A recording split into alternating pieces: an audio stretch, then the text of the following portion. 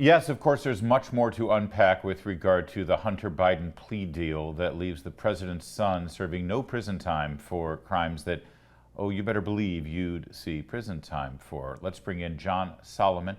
He's the founder of Just the News. And the ripple effect continues here on this, John. There really is outrage over this. I don't think it's enough to say there's two tiers of justice. This is just flat out corruption. He's the president's son, and it's obvious that he didn't actually get treated the way any other American citizen would. Yeah, listen, the outrage is real now, but it's going to become significantly louder, more intense, and more concerning when people see the testimony and evidence that was provided to the House Ways and Means Committee in secret by IRS whistleblower Gary Shapley and another IRS agent whose name we don't know yet, but we know he has whistleblower status. Yeah. What we're going to learn tomorrow when House Ways and Means votes the secret testimony into public and the 23 pages of documents that went along with it, contemporaneous documents, is that the case against Hunter Biden was much more serious, but it got tripped up when the Biden Justice Department allowed the statute of limitations to expire on hundreds of thousands of dollars of allegedly unpaid taxes, that the IRS was kept in the dark about essential evidence on the Hunter Biden laptop that showed Hunter Biden acknowledged knowing he hadn't paid taxes on money from Burisma in Ukraine, and that the IRS was also kept in the dark by the FBI about the undercover informant who approached starting in 17, again in 18, and then again in 2020, with allegations that some of that Burisma Ukraine money was actually part of a larger bribery scheme involving the father. Imagine if you're the IRS, your statute of limitations is expired without your knowledge, and the FBI keeps your best smoking gun evidence away from you.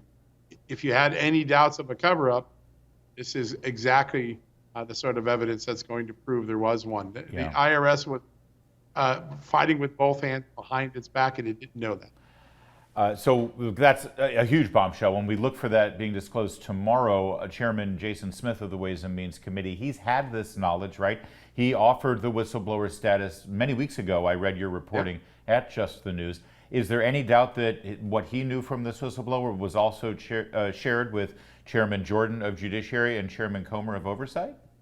Well, it can't be shared yet because it's privacy tax protected. So there's a process. It's an arcane process, but it's there for a good reason, so that people's tax privacy is protected at all costs, unless there is a compelling interest like there is in the Hunter Biden case for the public to know about the misdeeds that occurred between him and his father. Let me jump in here. Knowing the sort of process that it had to go through and knowing that things were dropping tomorrow, do you think that's why the timing of this plea deal occurred when it did? They got in front of it.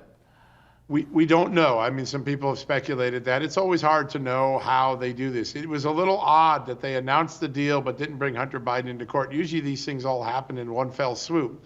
And so the fact that they were divided, that the plea deal comes out and then the court appearance is going to be at an uncertain future time, suggests that not all the I's were dotted and the T's crossed. Maybe some haste in this. I've been hearing about this plea deal. In fact, I think I talked about it on an earlier show with you. Yeah. We knew this was in the works. But the fact that it came out of nowhere Tuesday after a holiday weekend, that's why that speculation's there. Listen, no matter how it was executed, in the next few days, the deal is going to come under a harsher light as two things happen. First, the IRS whistleblower allegations come out and people see the breadth of contemporaneous evidence of a cover-up. And then there's a strong possibility, now that the subpoena has been issued, that Devon Archer's closest business partner, a guy who moved between Joe Biden and Hunter Biden during the seminal years of Burisma in China, Devon Archer, if he gives testimony, I suspect there'll be more bombshells. And the Biden family's stories of there's nothing here to see will have been completely eviscerated. I think they already are. Let's remember what Joe Biden just said a few short weeks ago. My son did nothing wrong. Hunter Biden disproved his father yesterday. Yeah, and if he was wrong about his son doing nothing wrong with regard to these tax charges and the gun charge, well, he's also been saying that his son did nothing wrong with regard to China, with regard to Romania, with regard to Ukraine. How do we know he's right about that? Clearly, we don't. Yeah, that's a great point. Listen, the credibility of the President of the United States is right on the line right now because he looked in that camera in 2020 and said, Hunter Biden laptop was disinformation. It wasn't. My family never got money from China. They did. My son did nothing wrong. He's admitted to tax evasion now. And that there's nothing to see here. And obviously there's a lot to see here. The FBI had an informant that was kept from the American public during the election that alleged a bribery scheme that didn't involve just Hunter Biden. It involved his father. That credibility, that trust, when the president looks into the camera and says something, remember, read my lips, George H.W. Bush, how much that cost him in 92? Yeah. I think a similar thing is about to happen to Joe Biden. His credibility is going to be shredded on a very serious corruption allegation. Yeah, in any other political environment, there would already be the walls closing in on Joe Biden. Reporters in this town would be clamoring to get him to speak on the record. You're not sort of seeing that push against him. And there would be Democrats who would be wringing their hands a little bit and actually, at least off the record, expressing concerns. Are you hearing any of that? I will say that the traditional media may not be humming yet, but they're beginning to, they may not be clamoring yet, but they're beginning to hum. There is among the mainstream media some discomfort about what they're now hearing is the potential evidence and comparing it to what they were reporting and told to report by the Biden team going back to 2019.